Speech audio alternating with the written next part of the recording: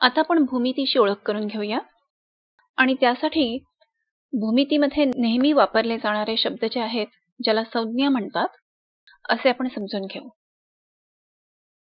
आता मी इथे एक छोटासा ठिपका काढलेला आहे किंवा टिंब काढलेला आहे आणि त्याला पी असं नाव दिलंय. तर आता हा जो असा छोटासा ठिपका असतो त्याला बिंदू म्हणतात. तुम्ही पण कागदावर पेन्सिलीने तो काढू शकता. पेन्सिलीला चांगलं टोक करायचं अणकुचीदार असं आणि त्या टोकाने एक छोटंसं टिंब काढायचं आणि त्याला बिंदू असं म्हणतात. आता हा आपण बिंदू कुठे पाहिलाय का? हो, आपण नकाशावर बिंदू पाहिलेला आहे. नकाशावर काय असतं की एखादी राजधानी किंवा एखादं शहर हे बिंदूनी दाखवलेलं असतं.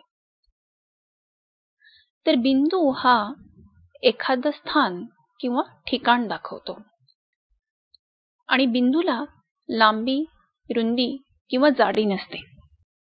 आता तुम्ही म्हणाल की हा जो इथे छोटासा पी असा बिंदू काढलेला आहे, याची आम्ही रुंदी किंवा जाडी मोजू शकतो. अगदी छोटी येईल, अर्धा मिलीमीटर येईल, पण जी काही अशी छोटीशी असेल ती आम्ही मोजू शकतो.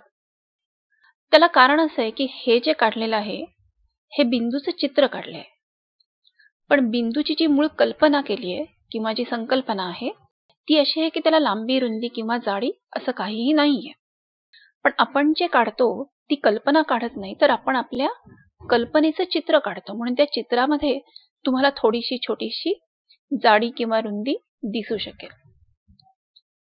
आता पुढची जी संज्ञा आहे ती आहे रेषा.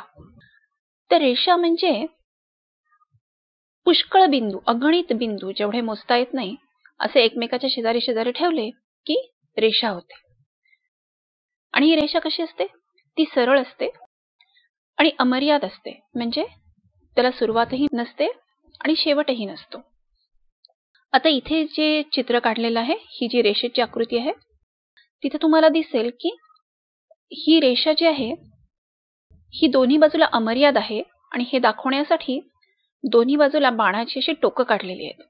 तर या टोकांमुळे असं दिसतं की या दोन्ही दिशांना ही रेषा पुढे जात राहणार आहे, संपणारच नाहीये, अमर्याद आहे. आता रेषेवरचे कुठलेही दोन बिंदू आपण घेऊ शकतो आणि त्या बिंदूंवरून त्या रेषेला नाव देऊ शकतो. आता इथे दोन बिंदू दाखवलेत ए आणि बी आणि म्हणून या रेषेचं नाव आहे ए बी. आता तुम्हाला दिसेल की ए बी च्या वरती एक छोटीशी रेषा काढली आहे. तर ती रेषा असं दाखवते की त्या खुणेमुळे असं कळतं की ए बी ही रेषा आहे. आता रेषा ही बिंदूंची बनलेली आहे, असंख्य बिंदूंची बनली आहे, म्हणून तिला जाडी नाही, पण तिला लांबी आहे. का? कारण ती आपल्याला दिसते अशी लांबच लांब पसरली आहे की जिला शेवट नाही, सुरुवात नाही आणि अमर्याद आहे, त्यामुळे तिला लांबी आहे, पण ती मोजता येत नाही कारण ती अमर्याद आहे. आता आपण पुढचा शब्द पाहूया आणि तो म्हणजे रेषाखंड. तर रेषाखंड हा रेषेचा एक छोटा भाग असतो, त्याला रेषाखंड म्हणतात. तर या रेषाखंडाला सुरुवातही असते आणि शेवटही असतो. तर या आकृतीमध्ये आपल्याला दिसतंय की सुरुवात आणि शेवट असे दोन्ही एकेका बिंदूंनी दाखवले आहेत. या दोन्ही बिंदूंना अंत्यबिंदू म्हणतात. अंत्य म्हणजे काय? अंत्य म्हणजे शेवटचा, म्हणजे जिथं हा रेषाखंड थांबतो, जिथं त्याचा शेवट होतो, ते दोन्ही बिंदू आहेत त्यांना अंत्यबिंदू असं म्हणतात. तर हे अंत्यबिंदू आहेत ए आणि बी, म्हणून रेषाखंडाचं नाव आहे ए बी. आणि या ए बीच्या वरती छोटीशी रेघ काढलेली आहे. ती रेघ असं दाखवते की ए बी हा रेषाखंड आहे, ते दाखवायची ती खूण आहे. आता रेषाखंडाची लांबी आहे आणि ती लांबी मोजता पण येते, कारण रेषाखंड हा मर्यादित आहे, रेषेसारखा अमर्यादित नाही, म्हणून आपण ती लांबी मोजू शकतो. आणि आपण ती कशी मोजतो? पट्टीने मोजतो. आता पुढची जी संज्ञा आहे ती आहे किरण. तर किरण हा सुद्धा रेषेचाच एक भाग आहे, पण याच्यामध्ये असं आहे की या किरणाला सुरुवात आहे आणि शेवट नाही.